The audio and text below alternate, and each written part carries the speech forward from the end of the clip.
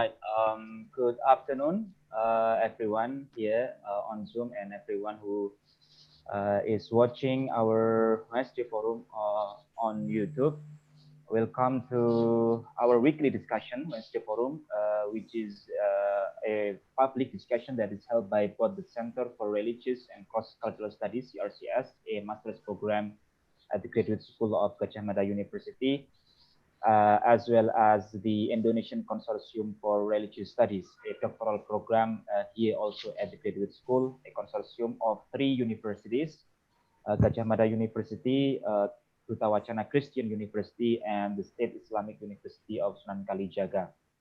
We have already had our speaker today, Dr. Imamihan, Assistant Professor at the Center for Danish Research at Coventry University in the UK.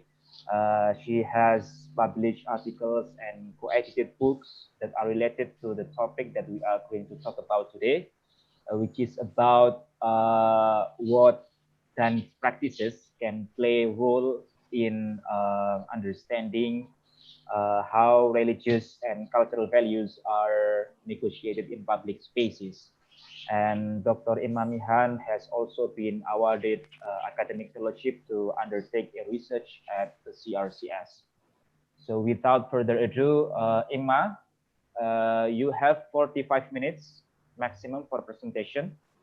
And then the next 45 minutes for discussion with the people on Zoom, or for those who are watching via YouTube, you can write down your responses, or you can ask by writing down your questions on the comment section of our YouTube channel. And for those of you who are on Zoom, you can also write down your questions or responses on our chat box, or you can raise your virtual hands later during the discussion session. So ladies and gentlemen, please welcome Imamihan. Thank you. So now I'll share my screen, I think. Yeah. And then, so can you see that okay? Yep. Okay. So thank you, Aziz. Thank you for organizing. And also special thank you to Anne Chu at CRCS and Diane Butler, obviously, and Sandra Reeve. And also Prapto, obviously, for inspiring all of this. So really, I should be there right now in Indonesia, but obviously it's not possible to travel. So I really appreciate the chance to start sharing some ideas with you. And hopefully then later I can start to research further when I get to travel to Indonesia. So what to say to begin? I suppose I was first inspired. So I've spent quite a while being interested in how culture is embodied. So how it's something that, you know, is really embedded in ourselves, and how the environments we live in shape us.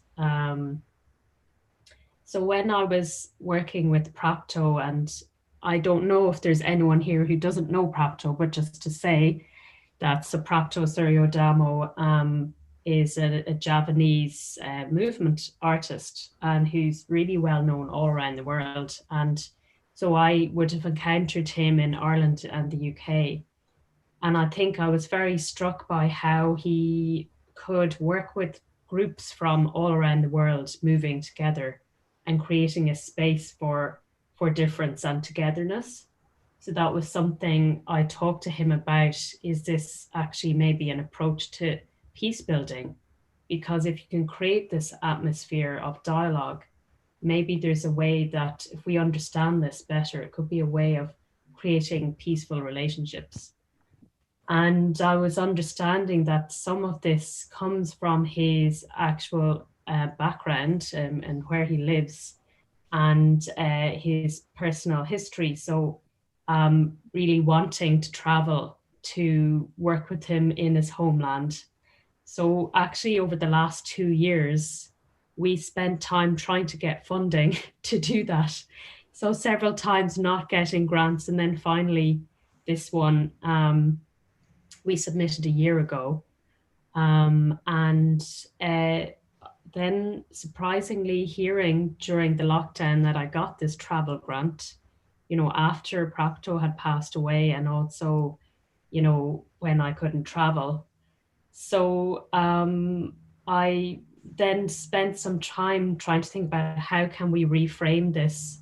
So maybe looking more at the legacy of Prapto's work and using this research time in that way to look at, you know, the legacy of his work as a form of dialogue between communities.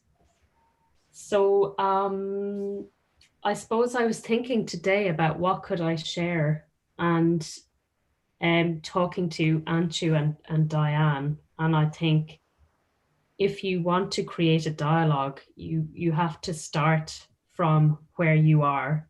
So this is something I'd written before about dialogue starting from one's own cultural positioning and extending out to converse and exchange with those from other backgrounds and places. So I want to share something today about my own background and how I came to this, and then mixing up this with some ideas from Prapto's work and what I would like to investigate more.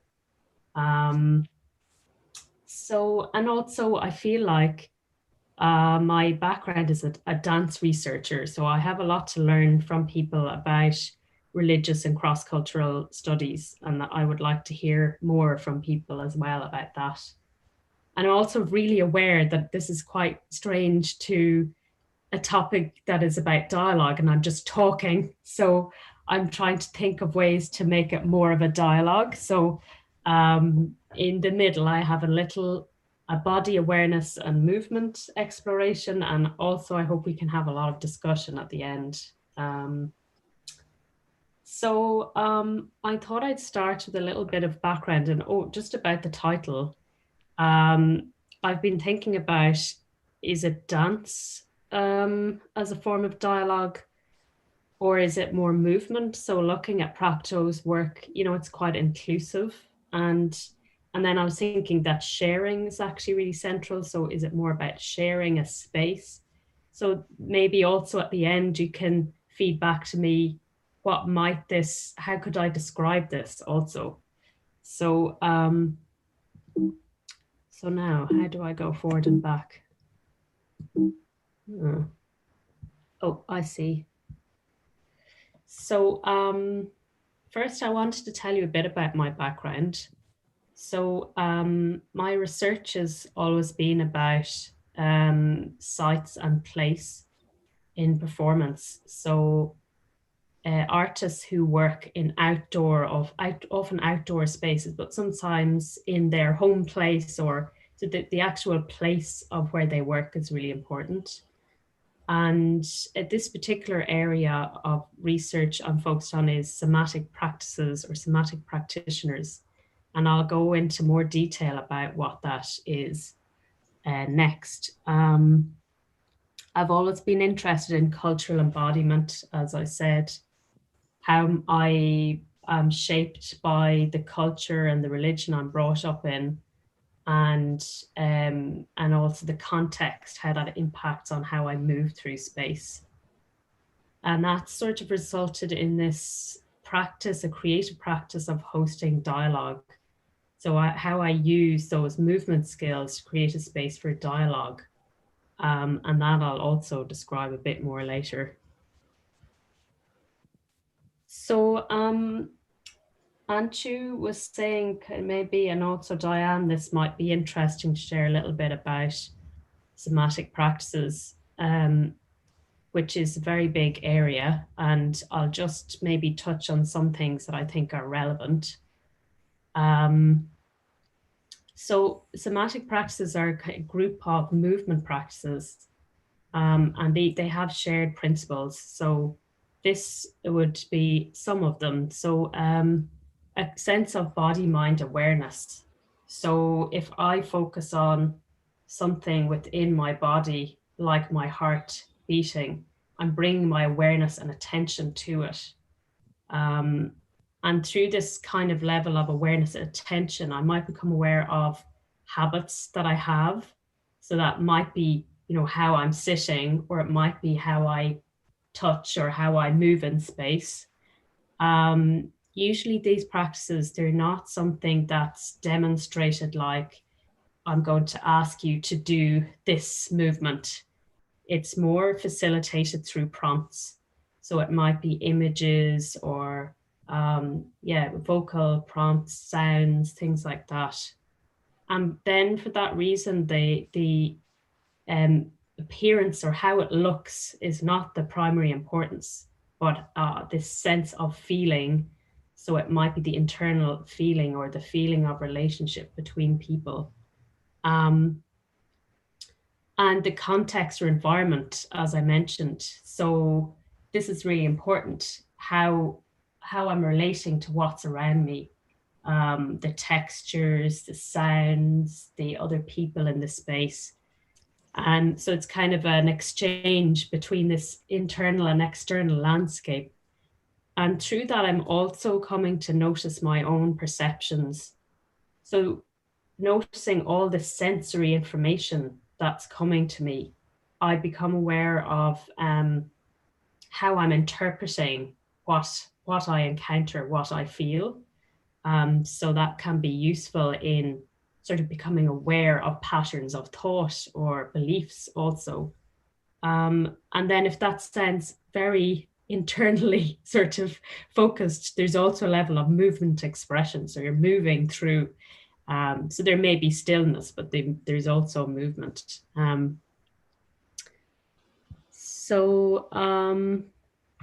may need to move seeing your video so I can see the slide. There we are. So somatic practices have, been developed often from a mix of influences. So there's a lot of debates around this. But I think an important one to say is about, many somatic forms have borrowed from lots of places, and that needs to be acknowledged. So here there's, mention about influence of Eastern and African movement concepts and practices that have been seminal in the development of European and American somatic paradigms. And then on the other side, there's, questions about whether, this focus on body awareness and environment awareness, is there potential to then transcend, our cultures? Is there, because we're focusing on shared bodies, shared spaces.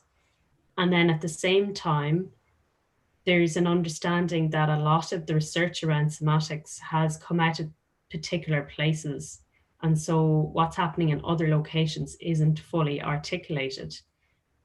So a lot of the somatic discourse is quite dominant from Europe and from America.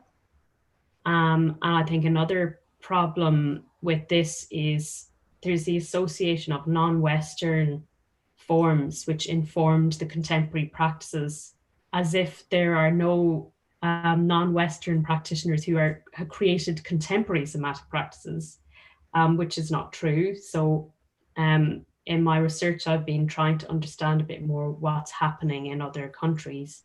So in Hong Kong and Brazil, and now I hope Indonesia, and just to give recognition and circulation to those ideas and practices.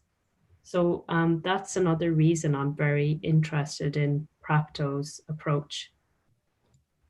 So just to say something about that, I suppose I'm a little bit nervous about framing Prapto's work within somatic practices. That's the sort of discourse of research I'm coming from. But I don't know if I'm just applying these ideas.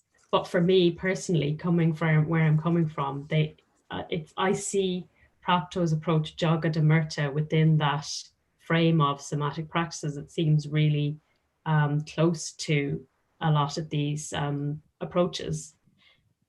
So I wanted to share some quotes from Prapto. This is an article that Diane shared with me, which I found really helpful. So he was talking about, again, it not being, a shaped form, and what is this free movement. So he says not following what everyone wants. It means not using specific patterns in expressing. One is not bound by movement vocabulary, but it's towards intensifying dynamic feeling, intuition to move, spiritual inspiration. And I found that really interesting because there's a question if somatic movement isn't something follow, what's the motivation to move? And here he's pointed to some of the things, and spiritual inspiration comes up. And that's something that I come back to. So, oh, yeah, it says my internet isn't great, so let me know if it breaks up. He also talks about it doesn't mean without any awareness of the form or the environment. It's free movement that is contextual. So again, the environment, whether that is, the physical environment or the cultural environment or the religious environment, that you're responding to that also. So, oops. I wanted to say something about religion. And so I suppose I haven't spent a lot of time focusing on religion and spirituality. And so that's something I would really love to discuss more at the end, how to approach this. But when I went back through my research, I actually found religion and spirituality popping up a lot. And I was thinking about, when I first started my PhD in 2005, and I think that it felt like religion was actually quite taboo to talk about in this area of somatic practices. It was so difficult to write about. It seemed so hard to pinpoint. So I was trying to focus on performance, health, and so even though religion was appearing, I wasn't spending a lot of time focusing on that. And it's something I'd really like to explore now. But I suppose one of the things I sort of noticed was, so I did my PhD about an Irish choreographer called Joan Davis, and she worked with the practice called authentic movement, and she called that an embodied spiritual practice. And so the idea was that, the spirit isn't seen as separate from your body. It goes together with it, but it also may go beyond it. And I was also recognizing that this area of embodiment in religion, where I came from in Ireland, it was nearly like the body was seen very separate from the religious context. So some examples, in Ireland, we had, so basically Ireland is a post-colonial country, and Irish people felt they were being depicted as sort of savage, unruly bodies on the English stage, and they wanted to be more Catholic, in contrast to how they saw the English colonizer, who were seen as Protestant. So this sort of affected the kinds of physicality and the clothing that was allowed and encouraged. And there were different regulations brought in. So there was a Dance Halls Act brought in, which was about regulation of bodily behaviour in public space. And Irish traditional dancing also became much more codified, tighter movements. So this kind of idea that the body was something that I need to hold in, and that it's unruly and it's immoral in a way. So this was really kind of turned upside down in the somatic approach that I was experiencing. And yet religion and spirituality were coming up a lot. You'll find with a lot of the somatic forms, they're informed by Buddhist philosophies. But also this authentic movement practice that I studied, if you look closely, it developed after World War II. And one of the people who was developing it was a Jewish woman, and she introduced this idea of witnessing. And so going back, that seems to be very influenced by Judaism. And that's something that's not really researched as far as I know. So I would be more interested in that. So the various somatic practitioners then had their own religion and spirituality. So for example, Joan Davis, who I studied in Ireland, she has a Jewish heritage, which found its way into performances. She also followed a Hindu philosophy. Obviously, I studied with Sandra Reeve, who's a Buddhist practitioner, and then Prapto. Obviously, religion and spirituality were very important to him. So this is really a topic I feel I'm just starting to delve into, and that's something I want to understand more, how I might explore these topics with colleagues in Indonesia. So a lot of speaking, and I thought this might be a chance to take a little movement break if people are happy to do that. And just to give a little sense of experience as well, and to give myself a breather. So I'm just going to invite you, it's just going to be a few minutes. So to start with your internal body awareness. So that is, for example, just noticing your heartbeat. So you might want to bring your eye line in a bit closer to your body and noticing your heartbeat.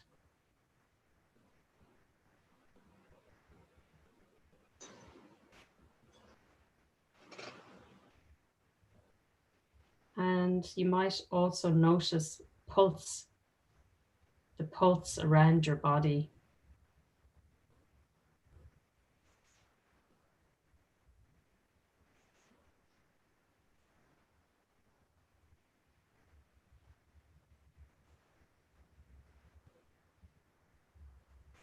And maybe also tingling.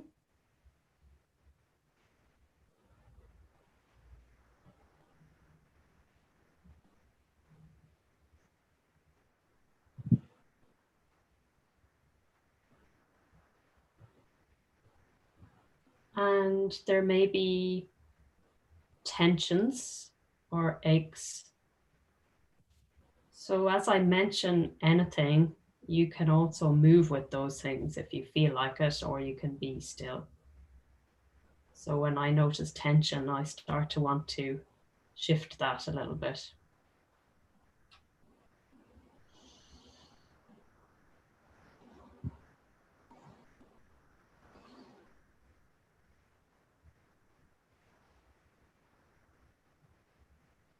And then I'm going to invite you to lift your eye line a little bit and to notice the environment around you. So that might be the light coming in, or sounds. There may be smells. And also a sense of touch.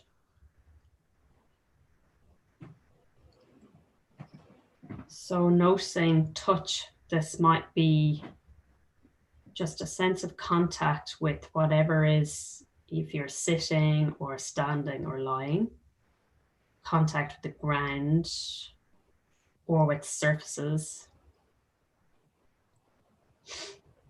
And from here, you might get a sense of weight or support.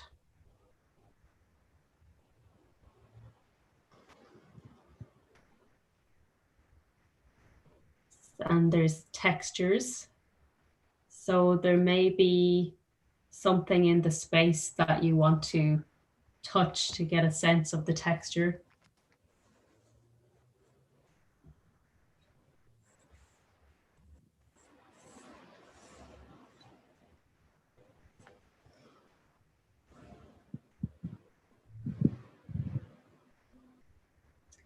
And then now there's an opportunity to shift position. So that could be to stay exactly where you are if this is really comfortable. But just to find somewhere you want to move. So it could be shifting in your chair, or it could be moving across the room. So seeing, is there a position you're drawn to?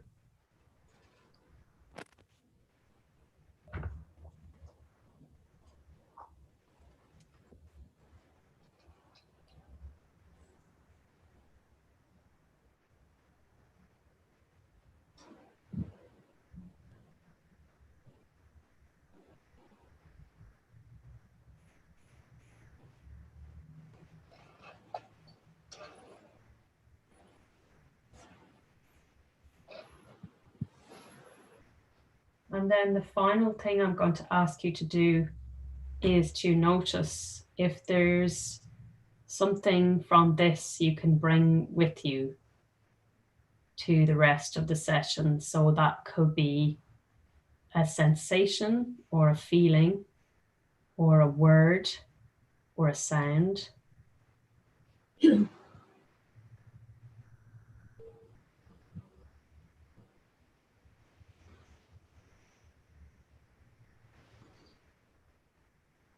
Okay, thank you. So I suppose I wanted to share a little bit of practice to give a sense in experience of some of the things I've been talking about. And hopefully this will also inform what I speak about next. So what I wanted to go into next was about dialogue in particular, and where my ideas about dialogue have developed and how I want to understand Prapto's work better. So I moved from Ireland to the UK in 2012. And what was a big surprise to me was I became very aware of how I embodied the culture that I came from. And I only really recognized that by being in another culture. So I really noticed how I used voice differently. I related to people differently in public and private spaces. I noticed people used space differently, touch. And I also noticed I had habits that I expected particular responses, and then it became really disorientated when I didn't get those. So I used this kind of practice I just described to you to reorientate myself into my own body, to recognize my own histories that I was carrying with me, but also to start to build a home in this new environment that I found myself in. So I've written down here: sights, sounds, smells, textures, structures, and pathways and atmospheres shape my movement and change my behavior. And therefore, embodied experience arises from the meeting of self and place. So during this time, I created a series of creative projects arising out of these issues. And down the bottom, you might see, I hear a lovely doggy barking. There's a picture of me in Bantam in the UK, and I'm holding a piece of my great grandmother's lace. And this was at a workshop with Prapto. And so I was trying to connect with my cultural heritage and to come to understand my relationship with it in a new environment. And one of the things Prapto really sort of emphasized was our connection across time with ancestors.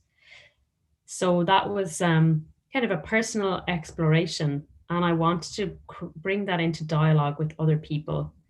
So on the right, you can see this was an exhibition where people could submit items, and an audience would come in and go to the exhibition. So I wanted to create something. So I created this picnic hamper, and I put in lace, my great-grandmother's lace, my writings from moving with the lace. I put in an Irish cake that I baked and various other items. So I saw this basket as an unfinished thing, that it was to create a dialogue with others, that they were central to sort of really finishing the piece of work. And from there, I recognized maybe this wasn't enough. So I needed to be in the space. So I had opportunities to share this in another space in Manchester in the UK. And I was in the space and using my movement practice to understand how people related to the box.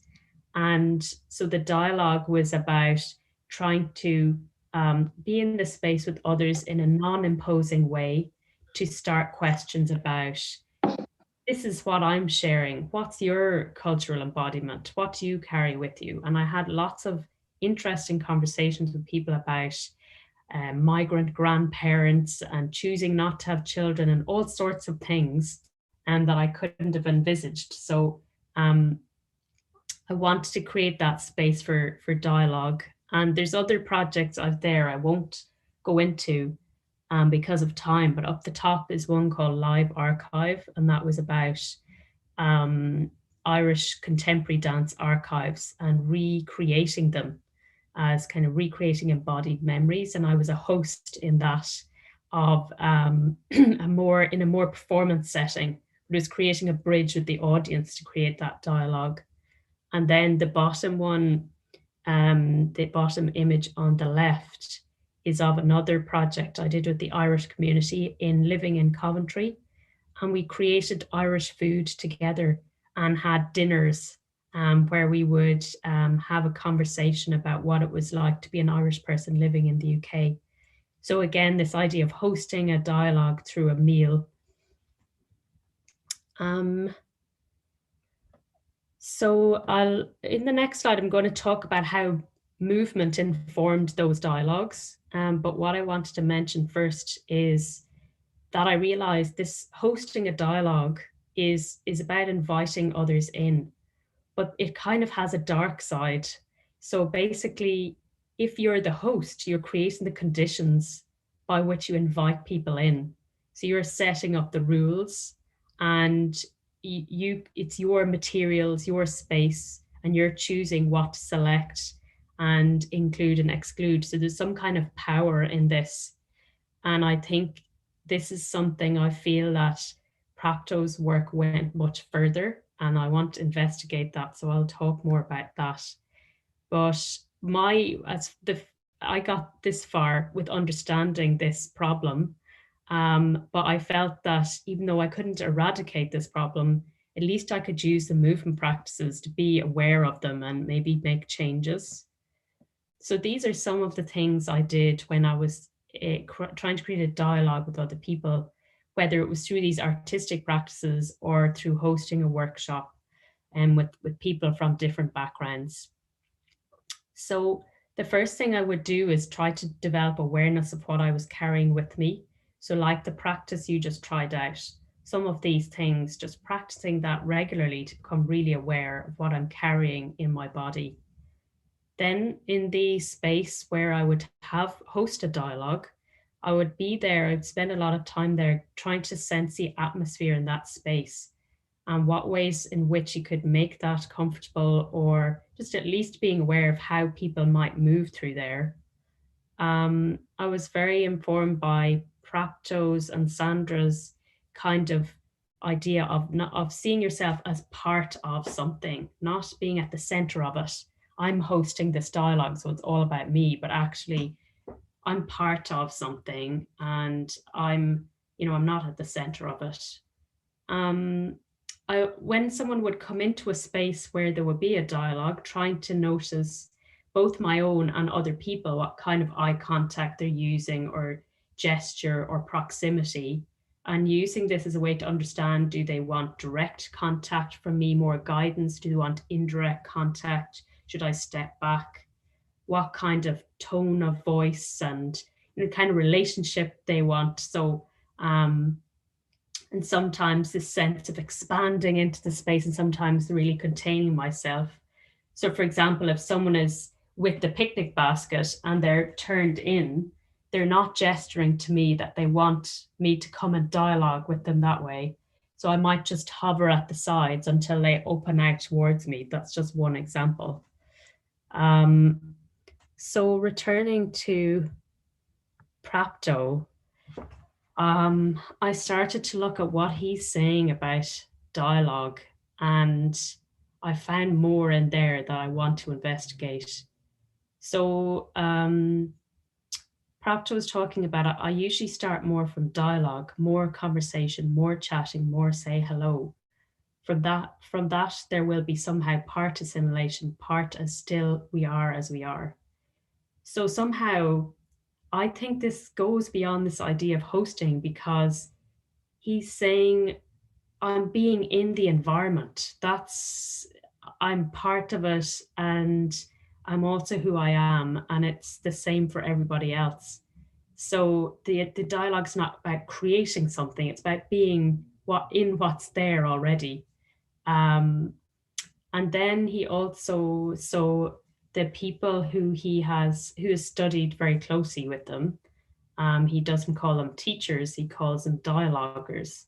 So to offer practice from the tradition of gardener rather than from the attitude of teacher. So I really like this idea of dialogue and gardening. So this idea that you're nurturing something and growing something. And I think maybe this is a better word than hosting now.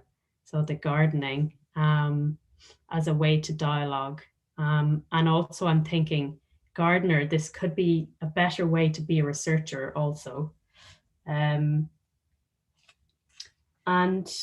I'd written down as well 2 things that from Prapto I've learned is about recognizing and acknowledging our ancestors and heritage. And secondly is about atmosphere, that somehow Prapto to me is creating an atmosphere in which we can all be together. So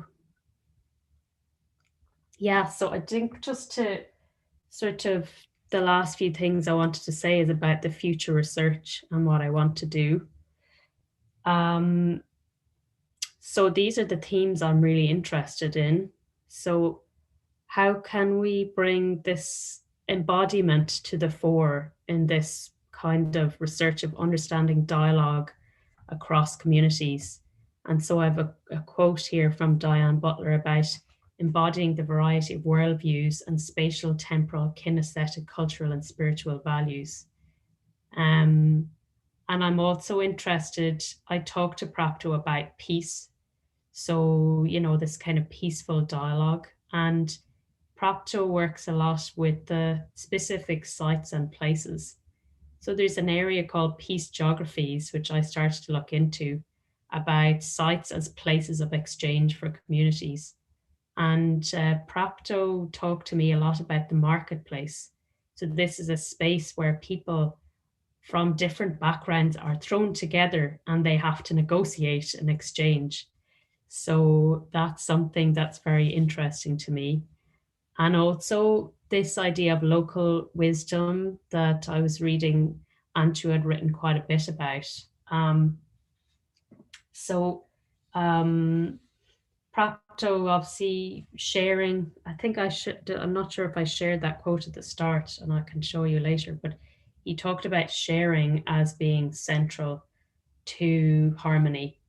And when I was looking at Antu's writing all about local wisdom, it seemed to me that sharing space, sharing food, sharing ritual together seemed to be part of this local knowledge about how we live together. So that's something I'd like to understand more.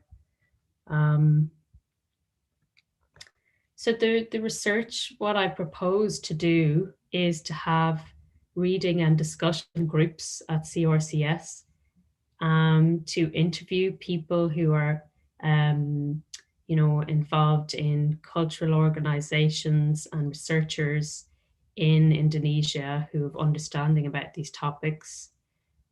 to participate in and observe people who are Amerta movers working in Indonesia. And also Prapto asked to have a sharing event. So again, this idea of sharing. So to finish the research with sharing of food and creative practice and discussion. And finally, what I'm very aware of is the ethics. So I have just submitted my ethical application, and after that, I should be able to talk to people more closely. But I'm really aware of my position. I'm aware of my position as a researcher, and I'm coming in from Europe and the UK to another culture that I will not grasp all of the details of. So I'm being very well guided by my colleagues at CRCS and Diane and Sandra about how to do this. And I just wanted to mention that I have done research in other countries. So what I've learned from that is it's about building longer term relationships and creating sort of exchange. So not coming in as a researcher to take something and then going off with it, but actually creating this long-term relationship for ongoing exchange. And I also recognize that I'll have to have this cultural and religious sensitivity. So that's something I'm really aware of. So I think finally, I had written down something I wanted to say. Hopefully I can find it. It was about what is the argument I'm really trying to make. And I'm not sure I'll be able to find it now. So, but I think it was basically that understanding that for me, Prapto's work, there's something in it that's really vital to understand about dialogue across communities, whether it's cultural, religious, across language barriers, that has something to contribute to understanding how we can live together peacefully. And I think if I can help to understand that or bring attention to that, it could potentially be really valuable to people all over the world. So yeah, I think that's all I want to say. And I would really just welcome responses about how I might approach this research and if this sparked any ideas from people. Yeah, so I think that's all. Oh, and just very important to mention that the funding, the grant that I got to travel to Indonesia is from the Leverhulme Trust. So when I'm able to travel, they will be covering the cost to travel there. So thank you very much. All right. Thank you, Emma. Now let's have some discussion. And before I invite people here to come to ask questions or to comment, I'd like to invite Professor Sahid, Professor Sahid Teguh Widodo from the Javanology Institute at Universitas 11 Maret Solo. If you would like to have some comments or responses from the presentation by Emma. Hello, Professor Sahid. Are you there? You're still muted. You're still muted. Prof. Sahid. Okay. Yeah. Makasih, Prof. Sahid. Okay. Okay. Thank you. Thank you to Dr. Diane for giving me the opportunity to practice in this wonderful event. Thank you, Pak Aziz, who lead this event. And special to Dr. Emma Miha, I convey my greetings. Thank you for an excellent presentation on somatic practices, dialogue movement, and we know Mr. Prapto being an inspiration and reference here. I know Pak Prapto very well. Yeah. We often discuss over the phone on offer in cafe at TBS Taman Budaya and Wisma Seni Taman Budaya di Solo. And in my opinion, Pak Prapto dance body movement can be called metaphysic dialogue. Metaphysic dialogue. Put the reality of movement in meta position.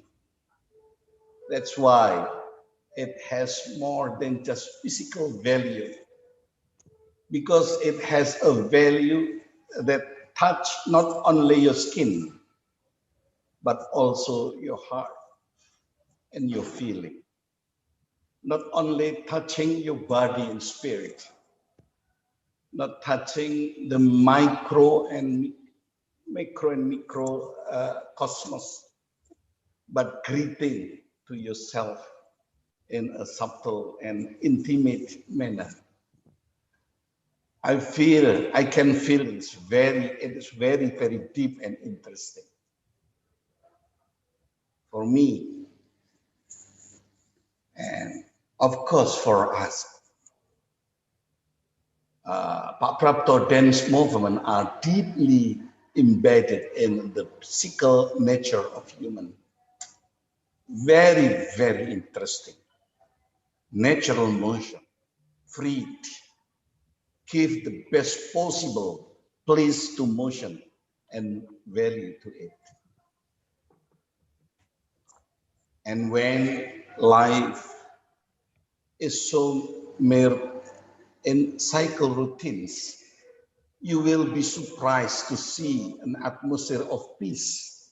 It's like Dr. Emma said, purity, honesty, a life that free from painful physical stress. In our dialect, Mr. Prapto always say that. And for me, learning body moving must be continued and deeply, so that it can provide more benefit for the beautiful life. We have good word, Mamayu Hayuning Pawono, to make world more beautiful. The world is beautiful and we can make more. That is a reason why the body movement is present on the earth. I always miss Mr. Prapto. Thank you so much. Thank you. All right, thank you, Professor Sahid. Rahayu Prof. Sahid. Terima kasih. Maaf Aziz, apa bisa dengar saya? Yes. Karena Pak Zenzul, he would like to speak, but he's on the road, so he can't enter the discussion because his signal is too weak. Yep. And so I'd like to ask, is Anshu available to speak just a moment so that people can hear a little bit about the idea of dialogue through art in Indonesia? Is Anshu on the line? Mas Anshu, Dr. Anshu? is not here. He sent me a message here to say he had to leave for a duty from the university. So. Okay. So maybe, I don't know, Aziz, you can speak about it, or would you like me to tell a little bit about Anshu? Mas Anshu, our director. Yes. Yes, please. Would you like me to say something? Yep. Okay. Okay. Because the majority of the friends on the line, maybe only a few Indonesian students joined today, but maybe they will look later for their homework assignment about dialogue between ethnic and religious communities in Indonesia. And Anshu, Dr. Anshu, who will work together with Emma later, did much research like that, looking at how the arts and customary traditions in Indonesia are useful as a basis for contemporary dialogue nowadays. Because like Prof. Sahid beautifully said, there are these long centuries old philosophical values that are embedded in many of the art forms here that are basically start from the idea of peace or of dialogue or of beauty, which is a little different than conflict resolution or problem solving or debate, but is more dialogic. And it's one of the things that I remember Propto saying, please tell Emma, it's good to speak with Pak Zenzul, because the Rumah Bandarsari in Solo is a space that has had many inter-ethnic sharing, and it's near a market that has many different ethnic groups in Solo. That sometimes was a good thing and sometimes was a difficult thing. And he said, please, with Prof. Sahid, because of Javanology. And he said, please, if possible, with Dr. Faisal from the Islamic State University Institute in Solo, who couldn't come today because he was an expert in, you could say, peaceful approaches to dialogue with Islam, especially in Java, and how Javanese Islam really starts from this principle of making beauty of the world. So I think hopefully it's helpful to have that recorded on the YouTube for the future, and that Emma also will know who her friends are later in the dialogue. There's two other people who are online I saw right now that are Indonesian that I think will be helpful if you'd like to say hello. And one is Purnawan, but I'm not sure if he's online, but he wrote beautiful essays about Prapto's work. And the other also is Ibet, who I'm not sure has a signal strong enough to speak, so that the Indonesians can have a little bit of presence on the YouTube to welcome Emma for her real arrival someday, sometime. Terima kasih. All right, let's have some discussion here. I will let people who want to ask or comments. You may raise your virtual hands, or you can write down your responses or comments on the chat box. Or for those who are watching via YouTube, you can write down also on the comment section of our YouTube channel. Diana mentioned to people that I think are online, I mean on Zoom, Purnawan, Andra, and Ibet. So especially for Pak Purnawan or Pak Ibet, if you want to say something, I will let you. Silakan.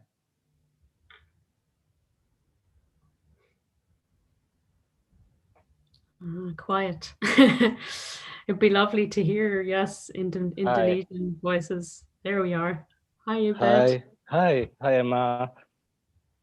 Hi, all of my friends here from UK. Can't mention you one by one. I was so happy to join this talking about Prapto, and then in Indonesia also we have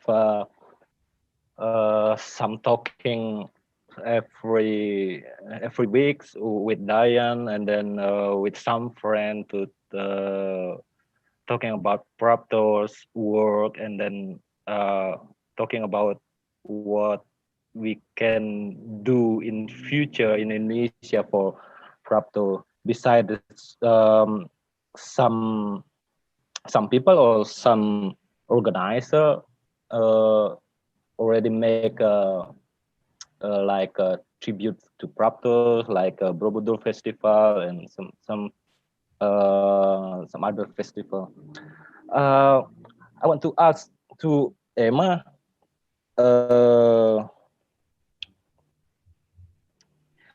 Yeah, what is the, how can I say,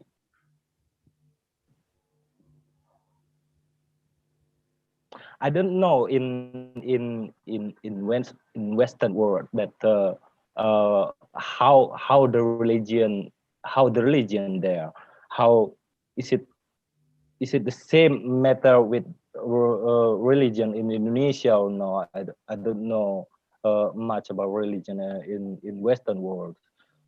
But what I want to ask is how you see in your perspective on in your experiences before, how the body position in the religion, because we talk about movement, about somatic movement, and then I also did that practice, and then but for me it's still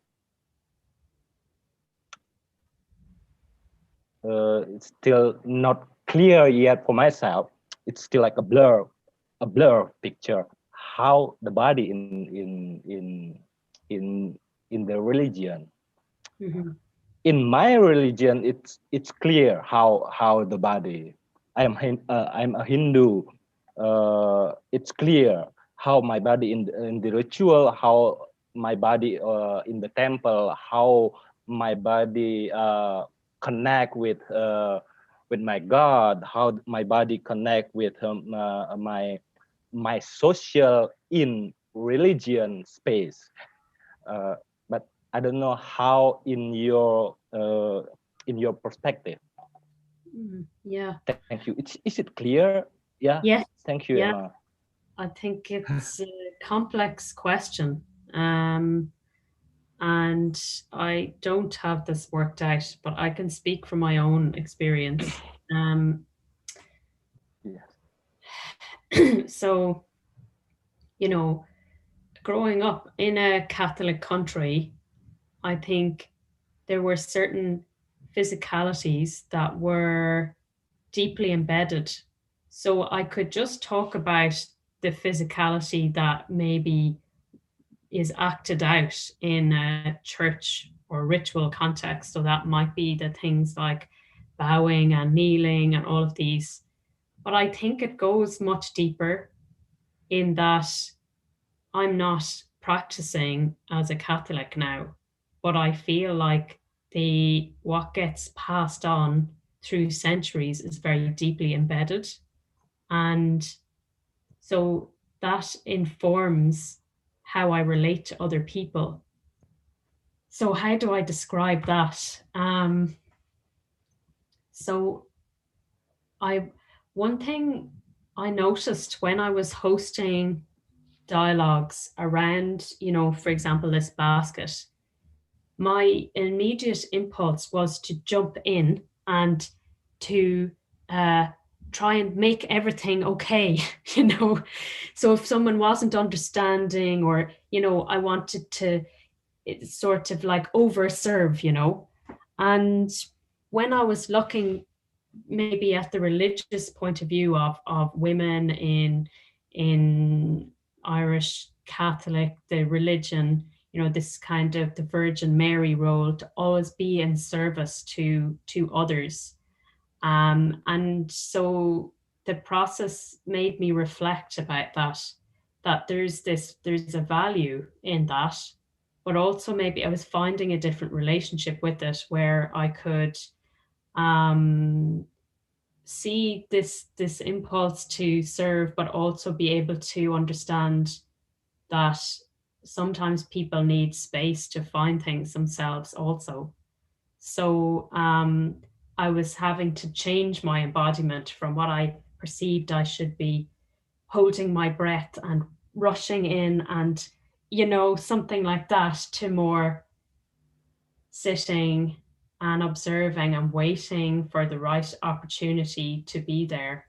So I find that I experience that on a very embodied level, but I don't know if that's really clear, as I'm describing it. So I suppose what I'm trying to say is, yes, there's a physicality of a religion, but there's also how those get interpreted and passed on over time through family or through culture, and then negotiating that through a bodily awareness as well. So I'm not sure if that answers your question, but it's an attempt anyway. Yeah.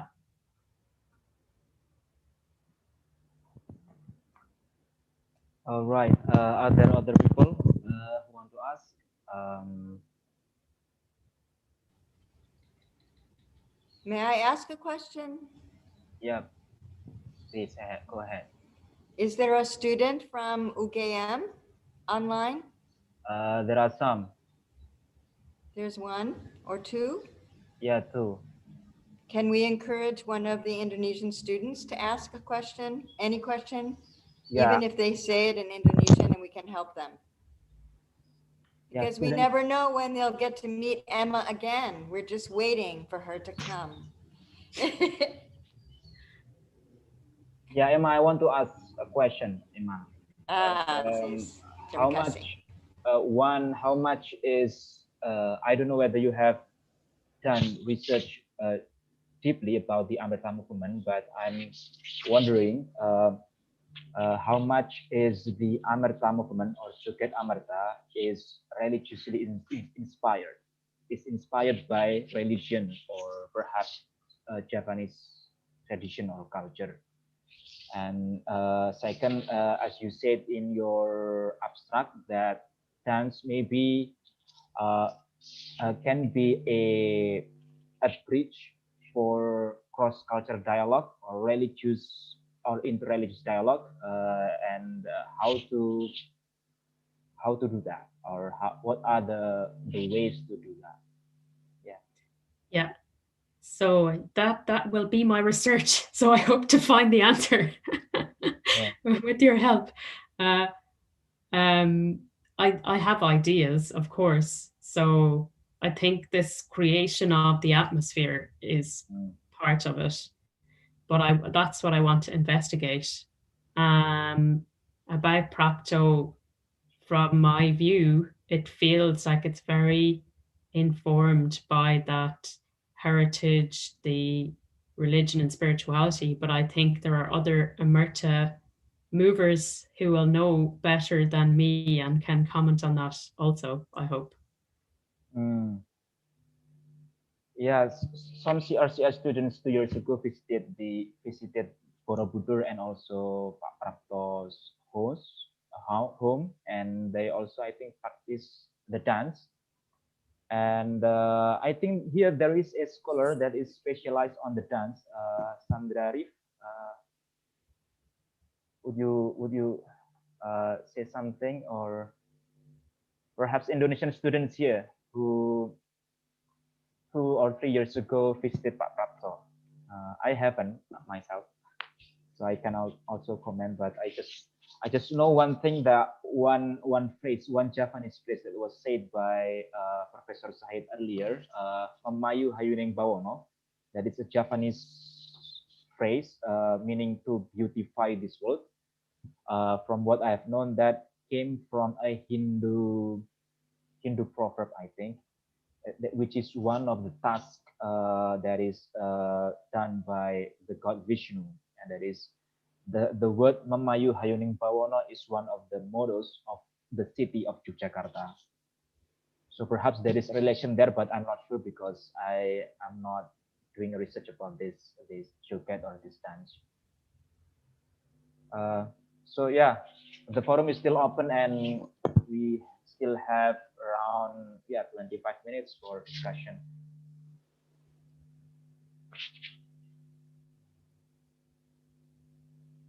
Yeah, are there Indonesian students who would like to comment or type a message?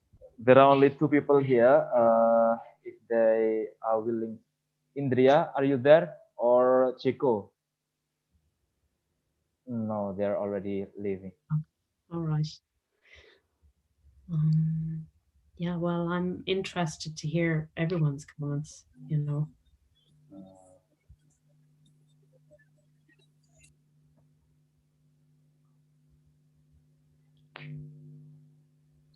Hi, Emma. I have a question. Rosa here. Yeah. Hello. Hello.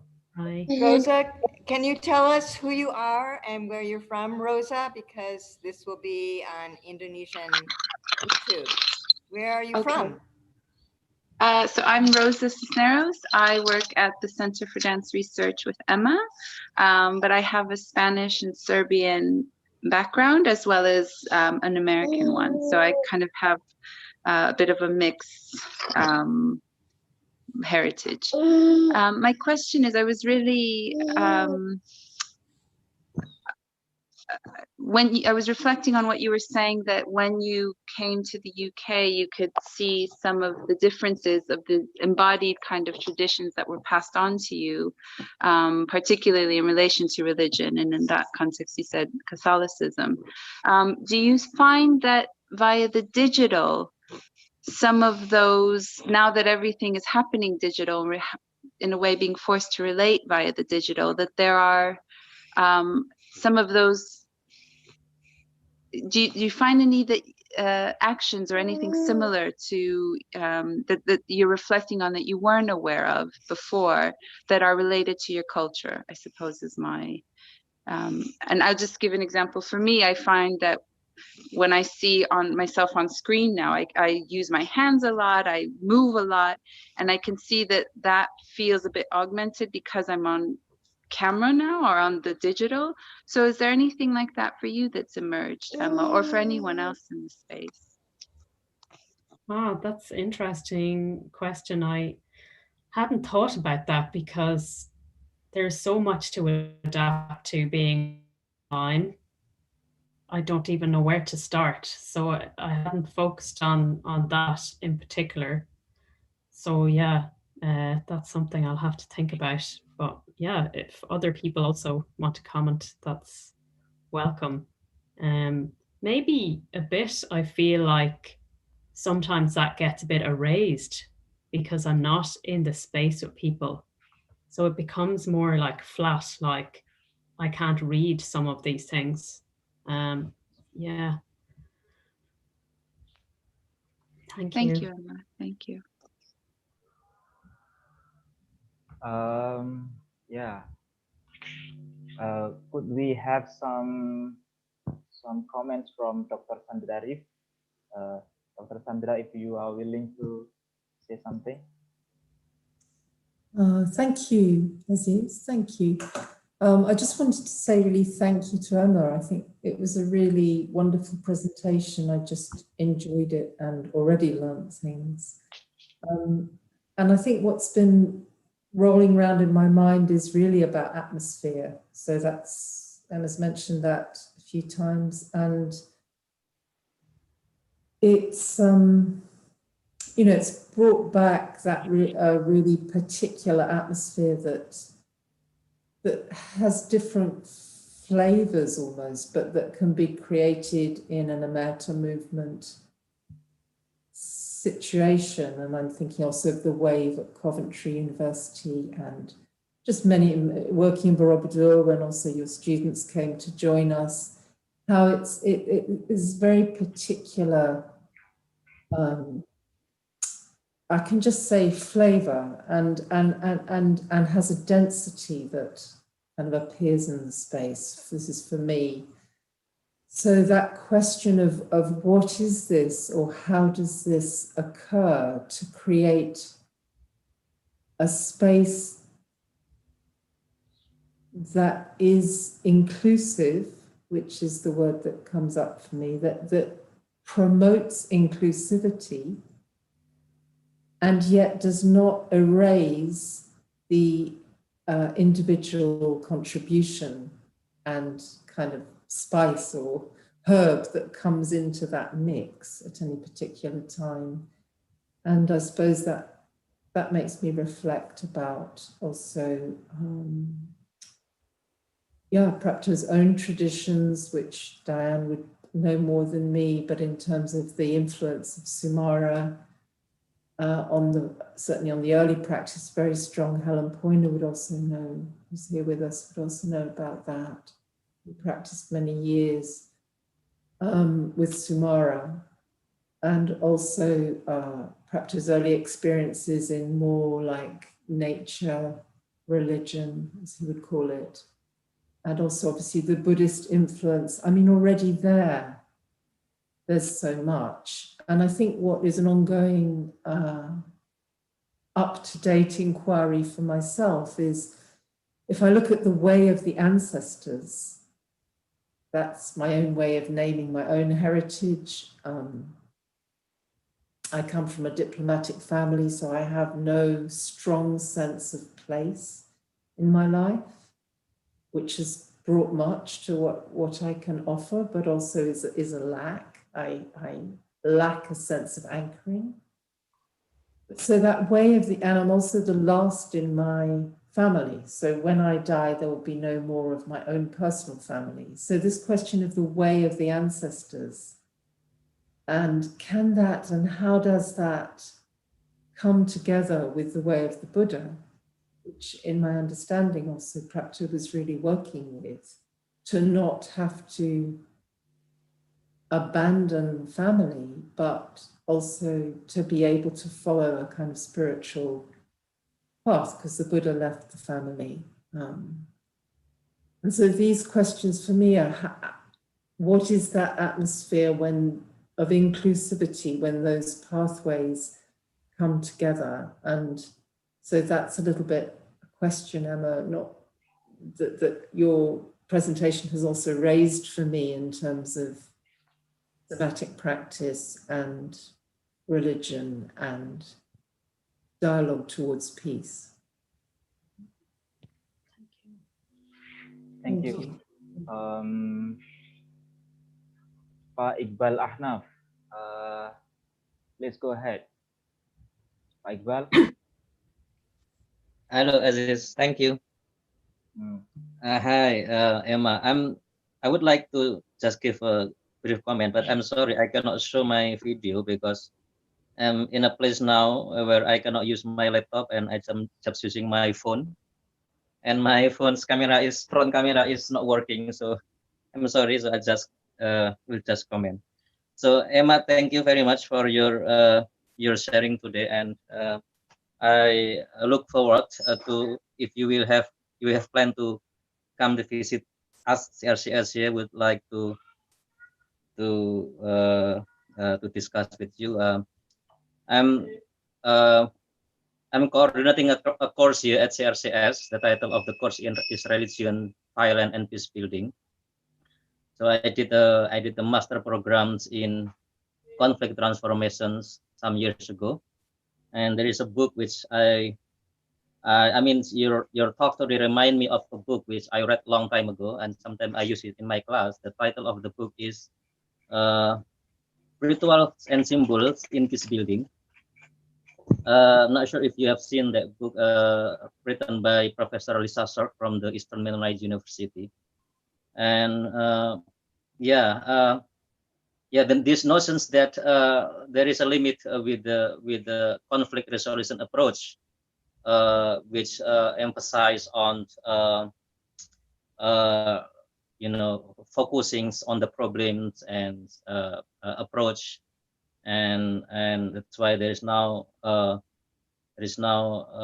quest for to broaden the method for resolving conflict by using rituals and symbols, what is identified as a symbolic dimensions of peace building, as opposed to rational and structural dimensions of peace building. And I wonder if you can in your works by looking at dance as an arena of dialogue, if you can maybe give us some examples. For example, what areas of interreligious or interethnic issues might be relevant to be addressed by using the practice of dialogue, like what is practiced by Pak Prapto in Borobudur, for example. I mean, if you talk about the context of Indonesia, often the problem is not between religions, but the problem is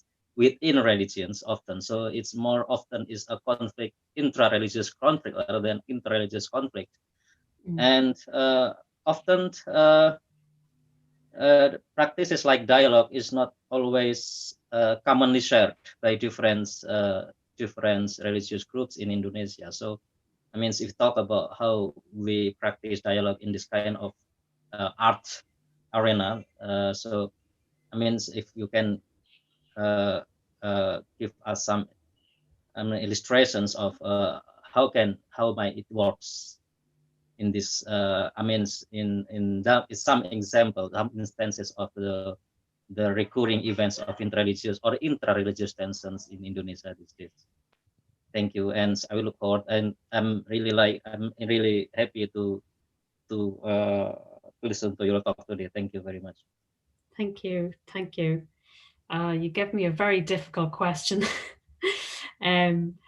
So I think the original funding applications we had put in were about very much focused on peace studies, and you know, looking at the problems of different models of peace building, about trying to find some kind of truth, you know, because people have different positions on truth. And if you get into speaking about conflict and problems and issues, how do you ever reach a point of real dialogue? And I don't know, but I feel like there is a limit to confrontation from a physical point of view. Even if you're speaking about these things, can cause a lot of muscle tension. And then if you have groups of people in muscle tension, it's very hard to move out of that. So how do you create some kind of listening, responding? So what you say is exactly what I'm trying to understand, this non-rational way, not irrational, but, you know, focusing on other kinds of ways of creating dialogue. And I think that movement has something to offer to that. So you're asking me if I have examples, and I suppose this is the proposal of the research will be to find that out. And so originally I was to go to Indonesia to participate in and observe Prapto's work in particular sites, you know, exploring this dialogue. And then I would record that and analyze it, and then I could answer your question. So I'm afraid I feel like I'm in very early days, and probably I have more to learn from you. So, but yeah, that issue of intra-religious, and I think that's really important as well. You know, it's one of the issues I had as well in thinking about moving as an Irish person to Britain and trying to talk about that, because Irish people are so different. So how do you even create some kind of understanding what it's like for Irish people to move to the UK and how that affects your embodiment? Because it's been my experience in the UK often going to Irish events and feeling completely at odds because it doesn't fit with my idea of Irishness. So that's also a very important topic. So yeah, I'm sorry I don't have more answers, but I hope I will. But maybe other people have experiences of that. Probably Diane and many others. You know, working in sites with Prapto and where that happened. That would be really interesting. You know. Yeah. Thank you. Michael. Yeah, thank you. Thank you. Michael Dick. Please go ahead. Yes, hello together. Thank you very much for the presentation, for the invitation, and really beautiful to be with you all. Concerning the discussion, I would like to share two oh, maybe to introduce myself first, I'm a long-term student and dialoguer in Prapto's work, and we have created in Cologne the School of Movement, which is dedicated to programming workshops, seminars, furthering education of Amerta Movement, or studying Jagat Amerta with Prapto. So I'm really interested in this topic that you are researching, and that's why I'm here. And I would like to make two remarks that might be helpful. That one thing is that Prapto usually he spoke, in my understanding, more about the religiosity rather than religion. So this means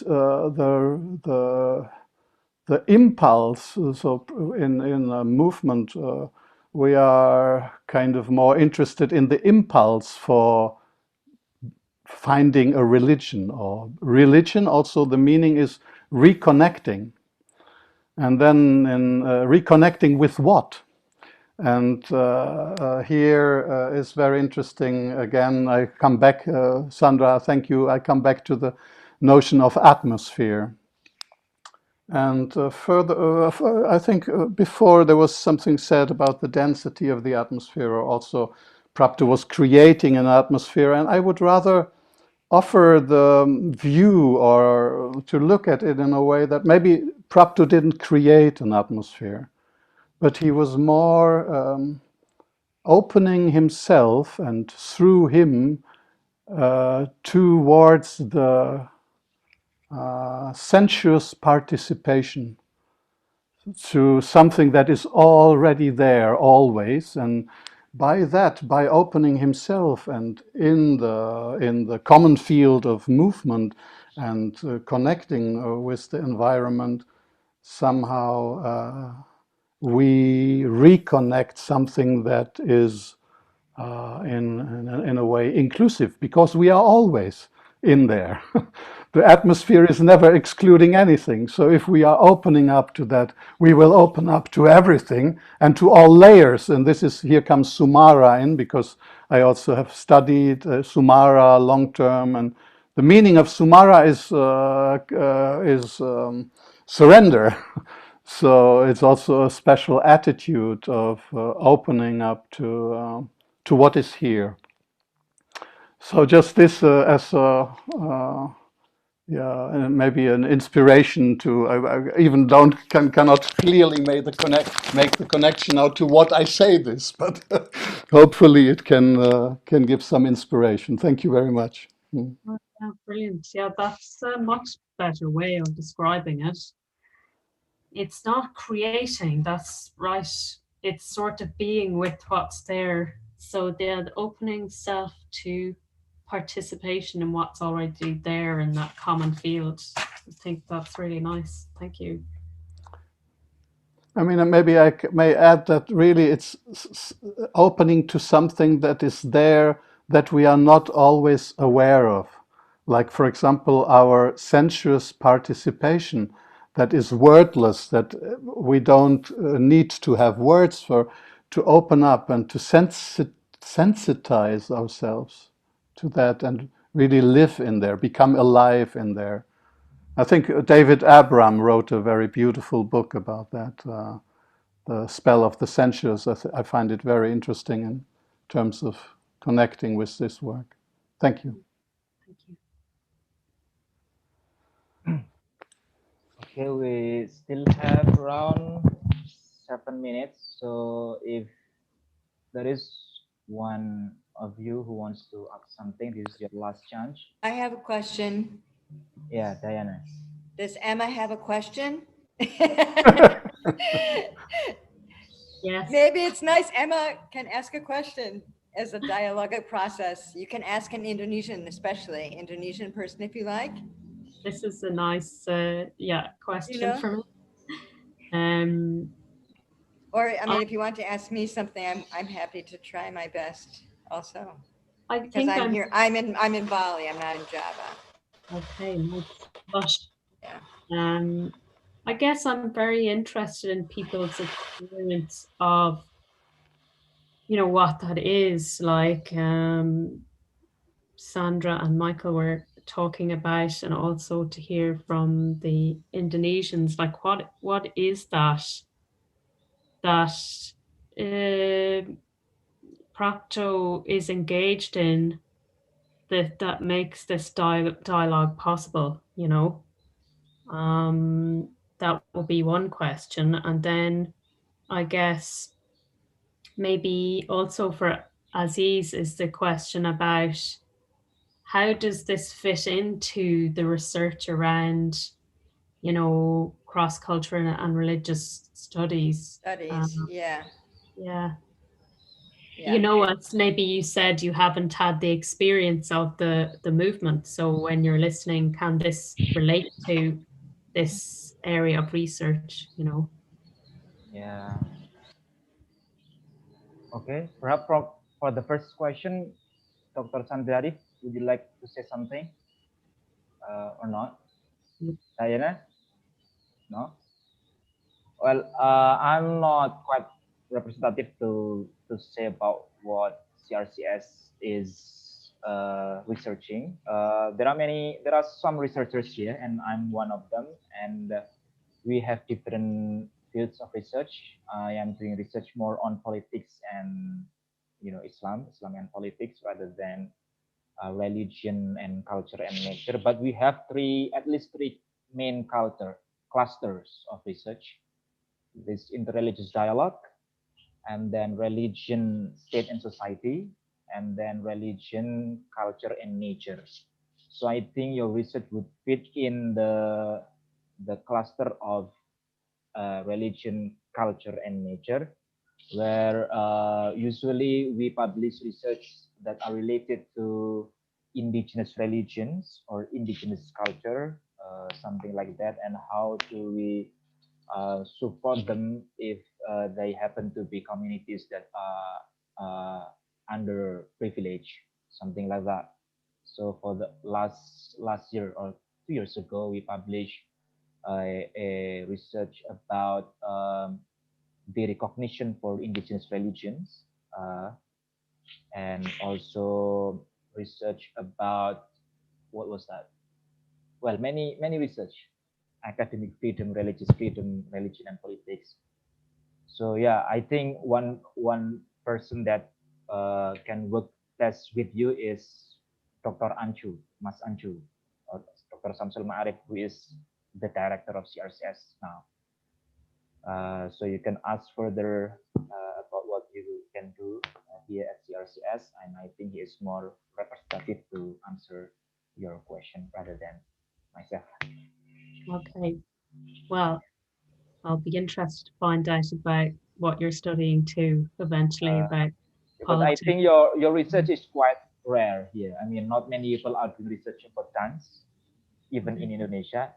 Usually they're doing that not in religious studies department, but in department of art, performance. At the in Jogja we have this university called Institut Seni Jakarta, Yogyakarta Art Institute, which is specializing on arts, music, dance, performance, etc. Or in Hello, Aziz. Java. Yeah. Aziz. Oh yeah, Pak Iqbal. Yeah, Pak Iqbal is Yeah. one of the researchers. Just, just would like to add a little bit about this topic. Actually, I'm now supervising students now, CRCS students, who is now doing research on a ritual in Palu. Ritual and peace building in Palu. Palu is part of the Sulawesi. So he will be very interested. I mean, to learn more, to learn from everyone here. And I mean, this topic is something that I think has been discussed by some students. And yeah, and one of the students that I'm now supervising, I think is really relevant to this topic because he's doing a research on his hometown in Palu. About Palu is a place in Sulawesi which was hit by the communal violence in 1999 to 2000s, and there is a process of reconciliation in the post-conflict areas in Palu, and there is a very old ritual which is now being being reconsidered, almost lost ritual, and people are looking again at the relevance of this old ritual to reestablish the the brotherhood between Muslims and Christians in that area. So I think means interest in this kind of research, I think is also very strong in at this area. Thank you. Yeah, indeed, there Kak has been. Aziz, there's a message from Purnawan Andra, and he works in the Ministry of Culture and Education, but he couldn't speak it. Is it all right if I read it? Yes. You can hear me okay, Emma? Yeah. Purnawan, who works in the Ministry of Culture and Education, he lives in Jogja, and he also he helped to translate the article of Prapto, the one about meditation in dance meditation. He helped to transcribe it for Prapto when Prapto wrote that for that national seminar in 2009. So basically, I'm going to have to try to translate this quickly. Pardon me. Yeah. But basically, he says he would like to just share the idea about what is a dialogue for him, for Nawan. He says it's a pandang maksiar, which I can't really translate into English, a kind of phase, a last phase in Islam before facing the count off to heaven or to hell, where every human being has to come back to that final impulse, that the most sense of humanity, humanitarianism, when they face that within themselves, and they need to feel the essence, their intuitiveness, their reflexiveness, and the values, their most basic values in life as a choice of being better in a certain context. And then from there happens a kind of expressing within oneself. And from that, hopefully, can be a little bit more of the essence of humanitarianism, especially in the context of dancing.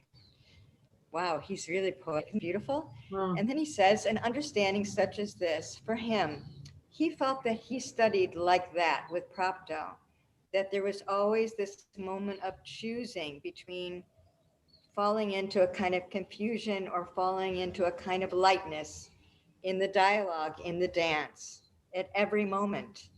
And from that, it opened up many possibilities for him that he felt were more positive, that crossed different kinds of concepts, that made more possibilities of terminology, even in the kind of dialogue that is not only through verbal sound or the essence of sound, but our humanitarianism itself in our moving, dancing, dialoguing body.